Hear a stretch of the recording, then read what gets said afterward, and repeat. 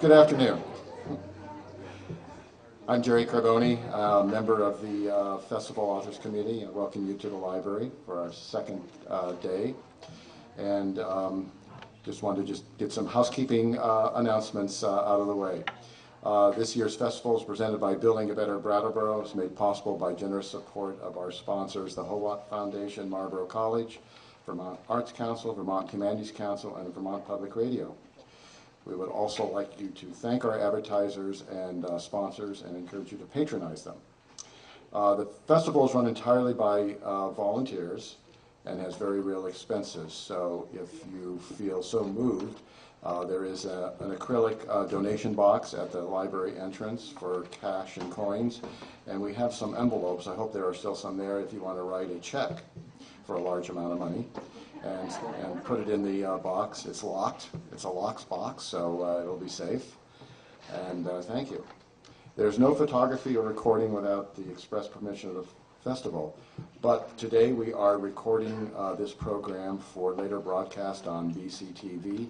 There will also be an on-demand version of it that you'll be able to send a link to your friends across the country and tell them that this is a program they should watch.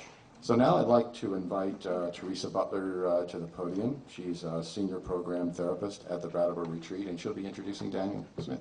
Thank you. The Brattleboro Retreat is delighted once again to have the opportunity to partner with the Brattleboro Literary Festival, and this year co-present a special event with best-selling author Daniel Smith. Daniel Smith is an author, journalist, and editor, and has published articles, essays, and reviews in the American Scholar, The Atlantic, Granta, the New York Times Magazine, and Slate, among other publications, and his work has appeared in the Best American Science in Nature Writing. He is the author of 2 books, Muses, Madmen, and Prophets, Hearing Voices in the Borders of Sanity, sounds good, and Monkey Mind, a Memoir of Anxiety. Smith holds the Mary Ellen Donnelly Critchlow Endowed Chair in English at the College of New Rochelle. Here's a brief excerpt from Amazon.com's review of Monkey Mind, a Memoir of Anxiety, his latest book. In Monkey Mind, Smith articulates what it's like to live with anxiety, defanging the disease with humor, traveling through its demonic layers, and evocatively expressing its self-destructive absurdities and painful internal coherence. With honesty and wit, he exposes anxiety as a pudgy, weak-willed wizard behind a curtain of dread and tames what has always seemed to him and to the tens of millions of others who suffer from anxiety, a terrible affliction. And without further ado, I'm honored to introduce Dana Smith.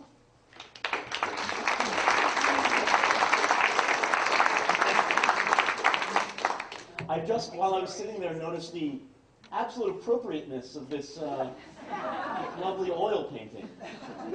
That could have been the cover of my book, or the cover of my brain.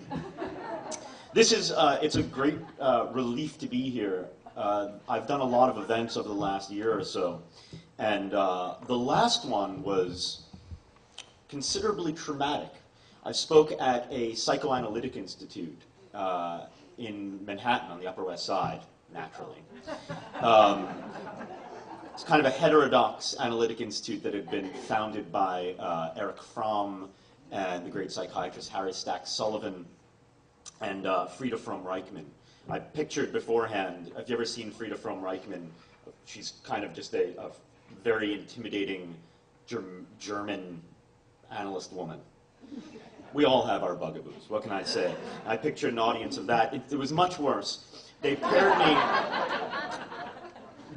me with a 90-year-old psychoanalyst, a rather esteemed psychoanalyst by the name of Edgar Levinson, who was scheduled to talk about the different concepts surrounding the concept of anxiety. The idea in the précis being that when we say anxiety, we mean all sorts of different things. We mean fear, we mean dread, we mean sadness, we mean confusion, and that it would behoove all of us if we can kind of tease those concepts apart. And as someone who wrote a book that, although very well thought out, sought not to go into the real technical minutia of anxiety because I didn't want to and am constitutionally lazy and was more interested in describing anxiety than anything else. Thought that this would be very salutary for me and for my mind. But to my surprise, Dr. Levinson made it to the platform, and instead of articulating the different concepts surrounding anxiety, proceeded to psychoanalyze me for about a half hour, blaming everything accurately on my mother, which wasn't really any great comfort, accurate as it was, because it was as if they had been given permission by the fact that I had written a memoir to take me not as I am in reality, but as a protagonist in the book, as if Holden Caulfield had been plucked from the pages of Catcher in the Rye and placed in front of a room of 150 psychoanalysts. Not cognitive therapists, those would be easier, but psychoanalysts. And he pointed out moments in the book in which there was some suggestion in the narrative of a sense of taboo related to my Judaism, my Jewishness being more accurate than Judaism. One in which I wouldn't put mayonnaise on a roast beef sandwich, although you can perfectly well put mayonnaise on a roast beef sandwich, mayonnaise not being dairy. Another one in which my mother wanted me to go to Brandeis University, and I capitulated despite wanting to go to Georgetown. My mother was spooked by the large crucifixes, and promptly asked where the nearest Hillel offices were. And another one in which, toward the end of the book, I have a dream of my girlfriend, later my wife, who had broken up with me because of my anxiety, because I was a terrible self-involved jerk. Anxiety has a tendency to burrow us into ourselves, but we'll get there. You'll have to excuse me, anxiety is a very discursive disorder. So I have permission, as someone who is publicly, I've got a code, I've got a DSM code. So go easy on me. In which I have a dream, a very lovely dream, in which I'm holding hands with my ex-girlfriend, and when I wake up and sort of explain away the dream as a digestive consequence of the pork enchilada I'd had. And the psychoanalyst said, "Why pork enchilada?" It could have been anything. It could have been a burrito, a chicken burrito. It could have been, tacos, carnitas. The answer, of course, is that pork enchilada sounds funnier than chicken burrito. So there were reasons for this, but the thing about psychoanalysts is that it doesn't matter if you disagree, because they've gone deeper. So I did this event, and then the people in the audience asked questions. It turns out that they too, being psychoanalysts, were really hell-bent on digging deep into what had destroyed my psyche. Again, my mother, who, to bury the lead, I'm afraid, is a psychotherapist who specializes in the anxiety disorders. In any event, I didn't leave my apartment for a week, and so it's lovely to be here among you nice New Englanders, whom I'm surprised by the turnout. You know, you sort of think that there's not a lot of anxiety in a place like Brattleboro. You go to the Upper West Side, you expect just horribly bitten nails and insides of cheeks chewed on and plucked out hair and stuff. But you people, yeah, I didn't know. It's always surprising. So I guess I should say about why I wrote this book, aside from a desperate need for money. My mother was a psychotherapist, and I grew up on Long Island. That I could have just written that and left the rest of the pages blank. A Jewish psychotherapist. And as we all know about psychotherapists, they go into the field, most of them, with due respect, great respect for those therapists in the room, out of a personal interest in psychopathology. My mother had suffered from anxiety terribly throughout her teens, in her 20s, and her 30s, and arguably up to the present day.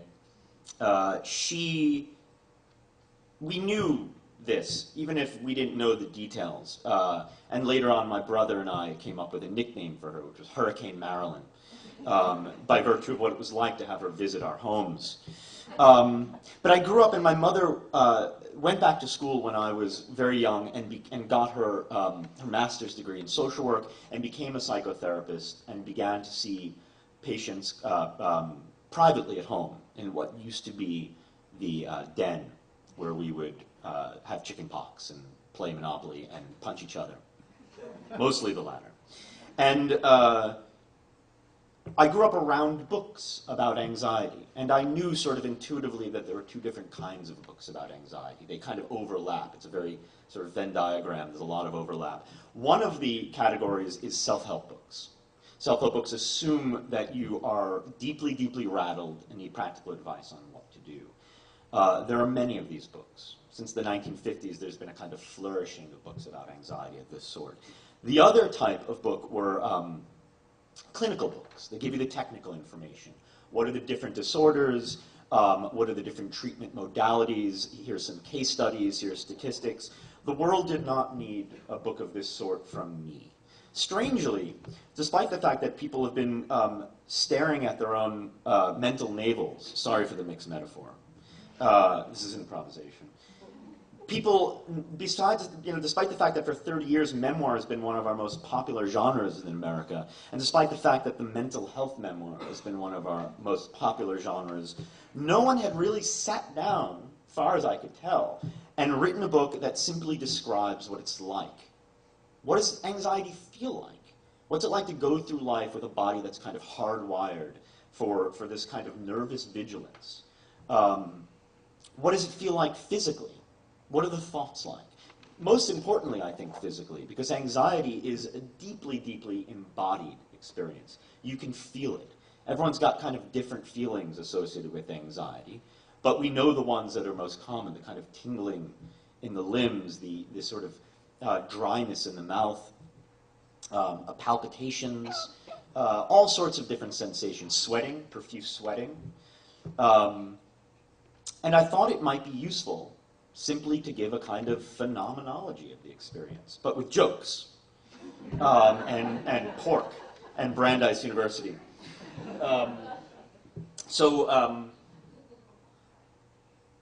That's what the book attempted to do, to tie together anxiety as closely as possible to a single human life, in the hope that doing so would not be radically self-involved.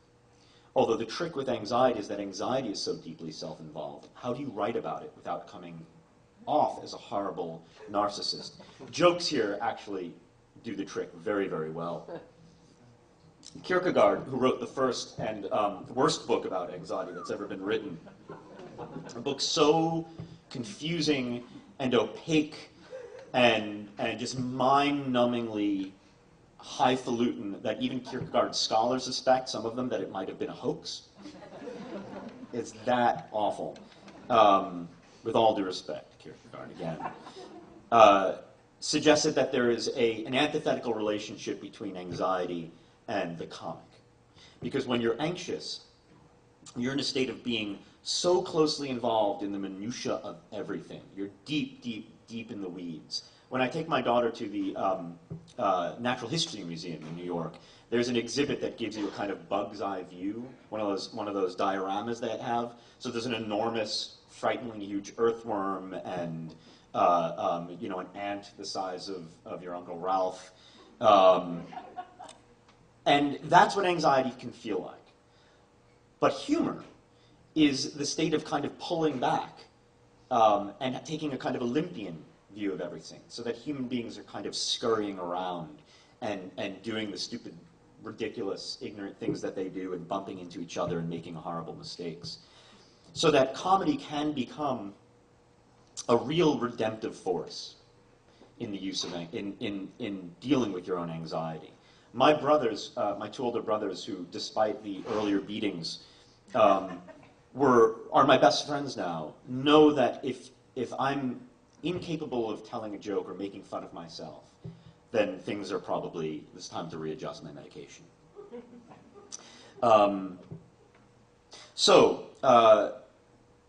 The book is organized into 3 episodes, as I call them. the episodes being the 3 times in my life when comedy has really failed me, when humor has failed me, when everything's really failed me, when anxiety has led to a state of such complete absorption and self-absorption that it's very much like being deep inside a well. With anxiety, the thoughts are so evangelical, they're so fierce, and they're so much have the quality of terrible pealing alarm bells that you can't really focus on anything but those thoughts. And consequently, you can't really love anybody else, because you can't love if you can't see, and if you can't be there and attendant and mindful to another human being, which to me is the point at which humor completely fails with anxiety, the point at which the solipsism becomes so great that that relationships become impossible. What I'm going to do is I'm going to read 2 sections from the first episode of the book. The second part that I will read really describes the feeling of anxiety. But to understand why that first episode took place, I should read the first section, which is just a few pages, and has been, I'm told, is a slightly vulgar. So if there are any delicate sensibilities in the room, just stay anyway.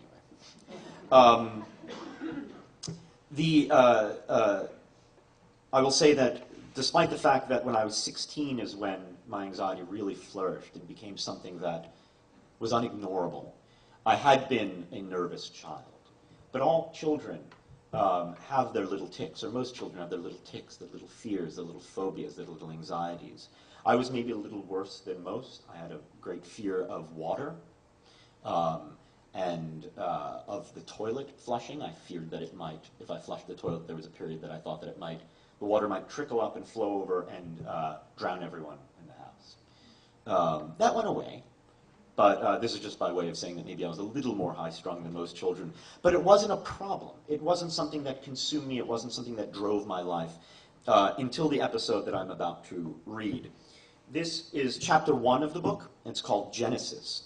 And I should say that it's preceded by a quotation, an epigraph, from my grandfather, who, when my oldest brother decided that he was going to write a novel, said to him, and what I still think of as a really wonderful piece of literary advice, "Son, if you really feel the need to put another book out to a world choked with books, at least have the common decency to start it off with a man and a woman making love." He was a smart man, Nathan. So this is called Genesis. The story of my anxiety begins with 2 women naked in the living room in upstate New York. In the living room, the blinds have been drawn. The coffee table, which is stained and littered with ashtrays, empty bottles, and a tall blue bong, has been pushed against the far wall. The couch has been unfurled. It is a cheap couch with no springs or gears or wooden endoskeleton. Its cushions unfold flat onto the floor with a flat slapping sound, thwack. Also on the floor are several clear plastic bags containing dental dams, spermicidal lubricant, and latex gloves. There is everything, it seems to me, but an oxygen tank and a gurney. I am hunched in an awkward squat behind a woman on all fours, a woman who is blonde and overweight. Her buttocks are exposed and her knees are spread wide. Presenting, they call it in most mammalian species. I am 16 years old. I have never before seen a vagina up close, an in-person vagina. I should say that the first 2 or 3 times that I read this publicly, my mother was sitting right there. So this ain't nothing. I've never before seen a vagina up close, an in-person vagina. My prior experience has been limited to 2-dimensional vaginas, usually with creases and binding staples marring the view. To mark the occasion, I would like to shake the vagina's hand, talk to it for a while. How do you do, vagina? Would you like some herbal tea? But the vagina is businesslike and gruff, an impatient vagina, a waiting vagina, a real bureaucrat of a vagina. Another time I was reading this at a lovely bookstore in Brookline, Massachusetts, and was mic'd. It was in a basement room, and there was a sizable crowd. And it wasn't until the 14th or 15th repetition of the word vagina that they discovered that the talk was being piped into the entire store. And I do believe school had just let out. Someone rushed to the PA. So, I inch closer on the tips of my toes, knees bent, hands out, fingers splayed, portrait of the writer as a young lecher. The air in the room smells like a combination of a women's locker room and an off-track betting parlor, all smoke and sweat and scented lotions. My condom, the first I've had occasion to wear in anything other than experimental conditions, pinches and dim sensation, so that my penis feels like what I imagine a phantom limb must feel like. The second woman has brown hair done up in curls, round hips, and dark, biscuit-wide nipples. She lies on the couch, waiting. As I proceed, foot by foot, struggling to keep my erection and my balance at the same time, her eyes coax me forward. Now the target vagina is only a foot away. Now I feel like a military plane preparing for in-air refueling. I feel also like a symbol. This is why I'm here, ultimately. This is why, when the invitation was extended, do you want to stay? I want you to stay. I accepted, and waited who knows how long in the dark room for them to return. How could I have said no? What I'd been offered was every boy's dream. 2 women, the dream. Through a haze of cannabis and cheap beer, I bolster my courage with this, the dream. What I'm about to do is not for myself, it is for my people, my tribe. Dear friends, this is not my achievement, this is your achievement, your victory, a fulfillment of your desires. O poor, suffering, groin-sore boys of the 11th grade, I hereby dedicate this vagina to... It is then that the woman coughs. It is a rattling, hacking cough, a cough of nicotine and phlegm, and the vagina, which is connected to the cough's apparatus by some internal musculature I could not possibly have imagined before this moment, winks at me. With its wild, bushy, thorny lashes, it winks. My heart flutters, my breathing quickens. I have been winked at by a vagina that looks like Andy Rooney. I feel a tightness in my chest, and I think to myself, oh dear Lord, what have I gotten myself into? So I hope I haven't scandalized you too much. My mother didn't mind, which is maybe more disturbing than anything, and shows you a little bit about what you can do to your child if you get really emotionally close to them. So this was when I was 16, and a very inexperienced, sheltered young man from the suburban wilds of New York. And this took place in Binghamton, New York. An awful place to lose one's virginity, under any circumstances. And when I returned, that anxiety that had been kind of latent or intermittent in me, at the very least manageable, flowered into, to use the wrong word, into a really horrible, erupted into a really horrible conflagration of panic attacks and constant anxiety. And what I'm about to read to you is takes place just a couple days later, on a Monday, after 2 straight days of really constant panic. Of course I had to go to school. Technically I wasn't sick, not in a way the administration of John F. Kennedy High School could be made to understand without a rather humiliating high-level meeting. But I certainly felt sick. Throughout all the anxieties of my childhood, I'd never experienced anything remotely like this. I felt exactly what I figured mental illness must feel like, and not just any mental illness, not some romantic melancholy or discrete phobia. What it felt like was that I'd been suddenly afflicted with a kind of diluted strain of paranoid psychosis, as if my head had been stripped bare so that everything, all stimuli, all perception, all information, all thought was a grave danger, an assault on consciousness itself. In this powerful new state, in which memory and disgust banded together like some neurological death squad to hack apart serenity, there was, as in the most paralyzing cases of schizophrenia, nothing in the world that did not speak to my anguish. Everything was a malignant reference to what I wished had not happened, and to the way I now felt. Everything was mockery. I couldn't even watch a commercial on television, because the mere sight of children playing on a swing set reminded me of the innocence I believed I had lost. It was a state of total and isolating self-reference. I roamed the locker-lined hallways with the glassy sheen to my eyes, haunted, insomniac, shoulders hunched and chest caved in a perpetual cower, as if I were always ready for a car to backfire and send me dropping to the ground. I avoided conversation, I avoided friends, I avoided physical contact. I was totally focused on what was going on inside me. And what was going on inside me? Remarkable invention. Creativity like I'd never known, a masochistic carnival. My brain was having a grand time whittling shivs with which to stick me, and it had no lack of material to fashion. Before then, I had enjoyed school. All of the proximity, the daily crush of people and personalities and outlooks was a thrill. Now, to my horror, it became a grotesque pageant of lost opportunities, a parade ground for the display of hundreds of nubile, immaculate, fresh-faced girls, to any one of whom I would now gladly have given my virginity, if they had wanted it. As distressing as the sight of girls, if not more so, was that upon my return my English class began to discuss Macbeth. It was the most excruciating assignment imaginable. The play seemed tailor-written to probe every one of my newly throbbing nerve endings. That Macbeth's plot centered on serial homicide and not a premature menage a trois was an inconvenience my anxiety had no trouble swatting away. My moist fingers pressing ghost prints into the cheap paperback, I looked down at the book and saw my reflection. A protagonist lousy with regret, desperate for calm, sleepless, self-torturing, self-isolating, self-warring, and so exquisitely tremulous that every slightest sound appalls him. I read, "Oh, full of scorpions is my mind."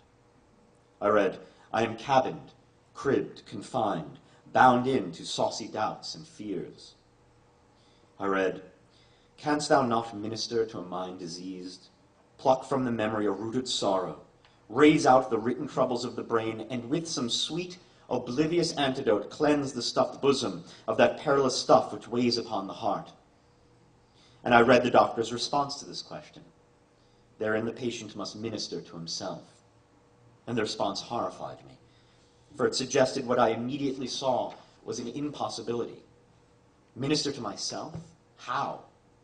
This thing I was feeling wasn't something I could step outside of and examine. I couldn't lay therapeutic hands on it. I couldn't subject it to my will. I wasn't even sure I had a will anymore. My new state of mind had come on with such force and suddenness, such elemental speed, that it was as if the cord of agency had been snipped with a pair of scissors. It, whatever it was in control now, not me. How then could I minister to anything at all? How could you be your own doctor when you were nothing but patient? Maybe it would be better, like Lady Macbeth, just to find a nice place off stage and do yourself in. Then, too, there was the dagger that appears before Macbeth, the fatal vision, clean first and then sluiced with blood that he sees but can't touch. We read the famous soliloquy in class, and I thought to myself, it's real. The dagger is real. I felt this with great conviction because as we read, my own dagger of the mind was forming, not before my eyes, but inside of my chest, a blossoming of frost in the heart side of my sternum, cold, sharp, ice-dry, like an icicle, my 25th rib. It is commonplace to give superheroes extra-human senses. Spider-Man feels a tingle when danger is imminent. The villain is throwing a boulder. The innocent has been launched from the skyscraper. Wavy lines appear above Spider-Man's head. Tingle, dodge, thrust, catch, act. But what if the superhuman sense signals nothing but itself? What if the hero's only power is an inner alarm that rings to tell him he has an inner alarm? That is anxiety. All that varies is the location and the quality of the alarm. Is it in the gut? Is it in the groin? Is it in the throat, the spine, the heart, the lungs? Is it a tightness, a looseness, an unraveling, a fluttering, a scratching? Is it hot or is it cold?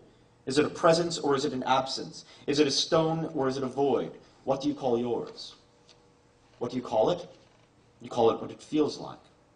Franz Kafka called his the feeling of having in the middle of my body a ball of wool that quickly winds itself up, its innumerable threads pulling from the surface of my body to itself.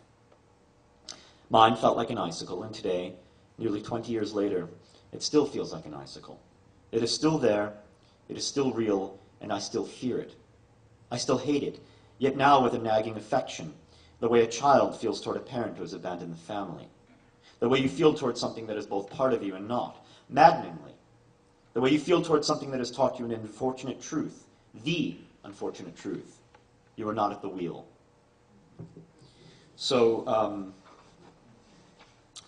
as you can tell, the book is kind of written in two registers, the comic and, well, I suppose the tragic, or at least the descriptive. So, I caution at the beginning of the book that the reader should not expect this to be a self-help book, or rather a recovery memoir. Because the thing about anxiety is that, excuse me, to my mind, one doesn't so much recover from it as one learns to tolerate it, or to mitigate its effects, to tamp it down, so to speak. Anxiety is not a virus to be eradicated. It's a universal emotion. And I no more want to get rid of my anxiety than I want to get rid of my joy or my ambition. I might want to ameliorate the effects of some of those things, ambition in particular. But one doesn't get rid of it. It's universal. And with that, I will open up to questions. I know I've only been speaking for about a half hour, but my experience with these sorts of events is that the conversation and the questions can be far more interesting than anything else. And after that, I will be walking to the Brattleboro retreat and checking in for about a week. Yeah. Anybody? Yes, sir. I have found in my own journey that writing is often healing and helps me to deal with a lot of the stuff that no doubt I share with you. And I'm wondering how when you wrote this book, did it really help you to come to grips with a lot of the stuff? Did everyone hear that question? No, the question was, the gentleman said that he's found that writing can often be a very therapeutic act, and whether writing this book, which goes into my own anxiety so deeply and ornately, whether that had some therapeutic effect. I'm afraid that the answer is no.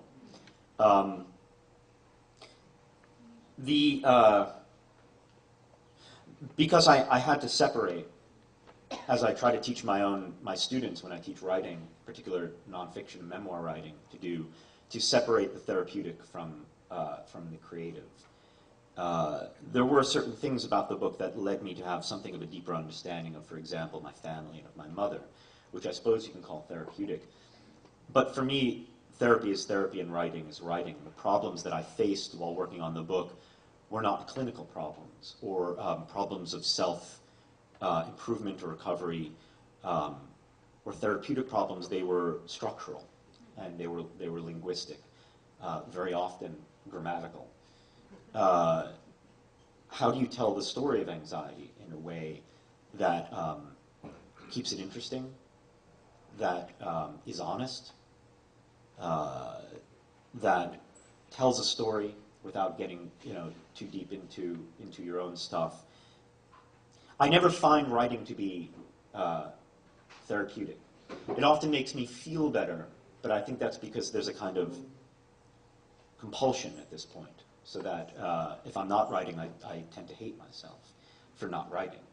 There was a horrible moment in the last year or so when, in talking about the book, I came to a discovery about why I decided to go off and write. After college, I worked at the Atlantic monthly magazine when they were still in Boston, before they were dastardly act. They were removed to Washington after 150 or something years. And I left the Atlantic in a state of really high anxiety and told everyone that I was leaving because with a full-time job I didn't have time to write. And that was true, and I kind of came to believe it. But I do now think that one of the reasons I became a writer, and I think this is true of a lot of writers, is that the act of going to an office, being surrounded by all those sets of eyes, and behind those eyes judgments in my eyes, although people, probably were thinking about me about 0.1% of the amount of time that I think they were. was so awful that I retreated into isolation. It's much easier to have a panic attack if you can do it alone in your underwear than having to rush to... The bathrooms of offices, I've noticed, I've discovered over the years, are filled with weeping and miserable people. So much weeping going on in stalls and offices, especially since the rise of the cubicle, when you can't really hide it. There's something quite awful and false about having to sublimate your own personal life for 8 to 10 hours a day. And then often go home, to a domestic situation where you do also have to keep up appearances, or at least your sanity. So writing affords you with a solitude wherein the anxiety is lower just for that. The problem is, again and again, discursiveness. The problem is that writing is by itself a terribly anxious act. I've come to believe that I'm comfortable up here. I'm very comfortable in front of audiences. But beforehand, I'm not. I'm a mess. And then afterwards, I'm also going to regret everything I said. And I've thought about this, and I think it's because anxiety is related to time. When you're anxious, you're either looking forward at the way everything's going to go horrifically pear-shaped, or you're looking backwards at the thing that you've done that's going to, in turn, make the future go horrifically pear-shaped. The one place you're not is in the present. Standing at a podium in front of people, you're forced into a kind of present tense. Writing, those present tense moments of like being in the flow and of really being with it, they come but about once every 18 months, if you're lucky. The rest of the time, you're either looking at the blank page that you are soon going to fill with crappy sentences, or you're looking at the crappy sentences you've already written that you are going to further screw up, ruin your career.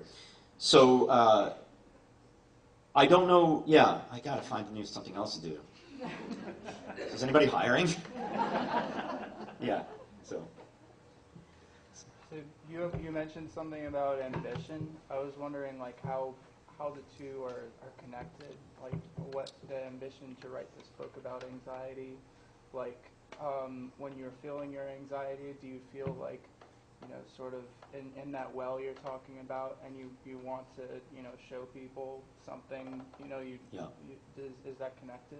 I think it's an interesting question, and it's one I haven't heard before, actually. What is the connection between anxiety and ambition? I had the great privilege about 1.5 years ago of meeting my favorite living American writer, Annie Dillard, who I think is, for my money, maybe the best living American prose writer. Just a master. And we were talking about this, and I had written something for the Times in which I think I had suggested how useful Buddhism is as a way to think about anxiety and the causes of anxiety. And I suggested to her that was the cure. Then she's like, oh yeah, that's the answer. We have a century and change of psychotherapeutic theory and modalities and practice. And sometimes I think that several thousand years ago, or however long it was, a couple thousand years ago, 3,000 years ago, the Buddha figured it out pretty well. And I'm not a Buddhist. I mean, I do sit in meditation sometimes. But the idea being that wanting and desiring things, glory, fame, people thinking of you as intelligent or wise, is a surefire way to be miserable. And I've been thinking very often over the last several months that the worst thing in the world for anxiety, and the thing that I need to do is just smother my ambition as thoroughly as possible. There are many examples in the arts of people who reached a horrible crisis and then, like the person who has a near-death experience and after that becomes far more alive, after that become far more open and creative. It happens with many people. There's a great story about Buckminster Fuller having failed in all these businesses, being near bankrupt, and deciding he's going to kill himself. And then I believe, if I get the story right, he decides that he's just going to act as if he had. And after that, he became Buckminster Fuller. Like a whack job, and brilliant and wonderful and lovely and gorgeous. And the one thing I hate about, one of the things, among the many things I hate about living in New York, which I go on and on a lot about people, is that it's very hard to smother your ambition there. You're kind of in a cesspool of ambition. And you know, it's okay to want to do good work, but it's best to want to do it in a kind of open-hearted, Blakean sense. And when you know, this book, I had written a book before that I had been paid good money for and then sold about 4 copies. And then this book came out and became a bestseller. And I got a lot of invitations and some paid speaking gigs, and you know, it helped out in many ways. And lots of people interviewing me and wanting to know what thoughts I have, and oh, they must be brilliant thoughts. And it's dangerous. It's really dangerous. And I'm not a great success, but like even just that taste of success is dangerous because you start to buy your own crap if you're not careful. So I kind of decided that this like might be my last event because I just want to hole up and write and smother it. So yeah, I think there's a real direct relationship. Yes, ma'am. I wondered how I was going to ask this. There's a lot of mental illness in my family. And one of the features of anxiety is actually spiritual, what do I want to say? Malaise? Rising up, epiphanies, spiritual experiences. And one of the creations of anxiety for one of my family sisters is that she had her Kundalini rise, and she had this out. Doesn't sound familiar? No, what's a Kundalini rise? Kundalini is an energy, it's ancient, and it goes through your body like a snake, and it goes from chakra to chakra, Okay. and it can come out of the top of your head, and you actually view the whole of this in a different light. It's Right. very illuminating. So, and this helped? The anxiety energy actually builds up steam and energy through your body and pushes that energy. Well, anyway. Yeah, so but that's the, now we're in Brattleboro.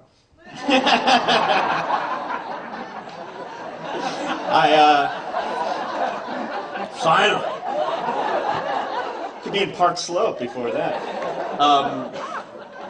But it's as an idea, it's not, you know, I mean, that's also kind of Freud's, like, there's always less daylight between these ideas than one thinks, and between these different sort of wisdom traditions and wisdom teachings.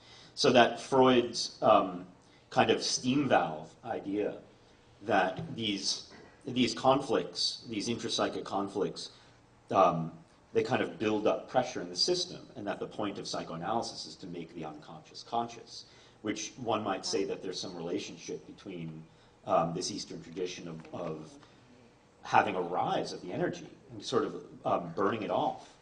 Or, you know, I just went, I did a reporting trip in England about this organization called the Dark Mountain Project, who founded by these writers who were former activists, climate activists, who had hit a point of real despair and thought there was no room for them to feel despair. And so they publish these books, and they have these festivals. This was the last one. And one of the acts in the festival, one of the practices that people do is they go out to the forest and they dig holes and they stick their head in the holes and they scream bloody murder. And if I could have gotten over my, you know, my stupid training, I would have done it because it sounds great. I mean, I sort of had some personal things going on 3 or 4 months ago, and for the first time in my life, I threw like just a glass against the wall. It was the best thing ever. I just want to throw glasses all the time. I just need a room and a glass, just a big shelf of them. But I'm getting a little off track here. I don't know. I mean, there is a sort of there are buildups of tension, and repression is no good for anxiety. Then again, I'm also wary of getting into the point. This is very anxious, you know, on the one hand, on the other hand. Very Fiddler on the Roof. where you get into the point. Has anyone ever read the short story "The Depressed Person" by David Foster Wallace? Yeah, it's a great story, but it's like, you know, it's nonstop. It's this character just won't stop talking about herself, won't stop releasing that steam. So you just become this kind of burning tea kettle with an endless reservoir of water. And I worry about that as well. I worry a lot. Yes, ma'am. And then we'll go back there. You talked about anxiety being embodied. Is there a way to address or live with anxiety through the body, by addressing the body? I'm sure there is. Is there a way of addressing anxiety through the body? I mean, I know that I've been getting the advice for 20 years now that if I simply exercised vigorously on a daily basis, I would be, if not absent of anxiety, close to it. And to my chagrin, discovered that I could sustain an anxiety attack through a 12-mile run. Lucky me. But then again, there is something about, I mean, the answer is, of course, yes. These are not closed systems. I take a perspective in this book that I've come to see in the manner of, you know, publication, post-mortem, is a somewhat limited view, which is a kind of cognitive view of anxiety. Largely because that, up to that point in my life, where the narrative ends, that's what really helped me, was a cognitive appraisal of anxiety, one that sees it as something that you could address the thoughts of, and then question the thoughts. Is it logical? I still find this to be a very useful, a very pragmatic tool. But it's just one way. It's one angle. There is always, and always should be, a holistic way of viewing these problems, so that because everything is physical. You know, I teach students who are like, well, you know, what about the brain versus the body? And I was like, well, I should tell you a little something. Hate to break it to you. So that there is, it's also confoundingly enmeshed. That I do know that if I am taking good care of my body as well as my mind and my soul, you know, whatever that means, but still a useful concept all these years later, then I'm in better shape. Which is why, you know, for the last 24 hours, instead of going to events, I kind of holed up in my hotel room and was like, I need to get my life in order. Apparently it takes longer than 24 hours. But Bridesmaids was on. That helped. Yes, I think that anything, I mean, you can't sort of, it's like that old proverb about the blind man and the elephant. You know, one thinking it's a wall and one's whatever it is. I don't know. You know what I'm talking about. I don't know the proverb. But you have to consider all these things. Sir, back there, you had. Yes. Do you happen to know how common it is for high-strung men to have the kind of psychological trauma you described after maybe somewhat unconventional sex for the very first time? That is, you laugh, but that's a great question. How common is it for men to have the kind of problems I describe after unconventional sexual experiences? I suspect really high. One of the things that's increasingly interested me over the last few years is how uncommon it is to read about the male body. To my mind, in the Anglo-American literary tradition, the only book that looks at what it feels like to be in a male body, the moral, physical, ethical, psychological conflicts that it engenders, so to speak, is Portnoy's Complaint, which people don't necessarily think of in that way, but all the other books that kind of are very, you know, like male, masculine, and sexual, like Henry Miller or Norman Mailer, all do this kind of airy thing where they look at the male body through the lens of some kind of, they have a kind of existential or philosophical or social or cultural agenda. Whereas Portnoy's Complaint, whatever you think of the book, is actually like, what does it feel like to be insane? When you go through male adolescence, it's like going nuts. And even to be in an adult male body is a rather confusing thing. I'm not saying it's more confusing than being a woman's body.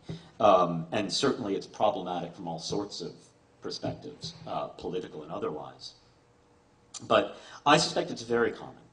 You don't hear a lot about male loss to virginity stories, except as rather unserious comic episodes.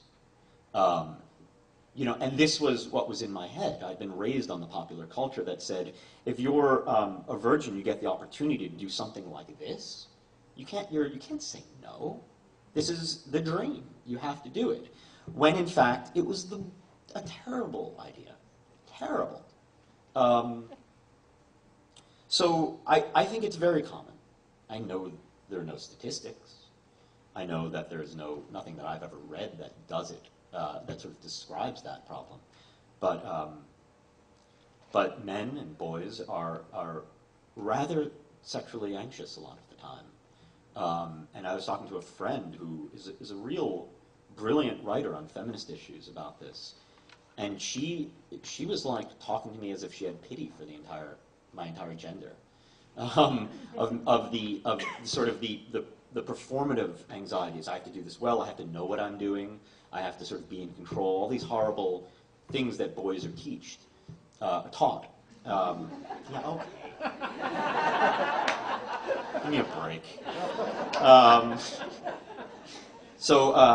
Yeah, I do think it is very common, and I think it'd be useful if it was.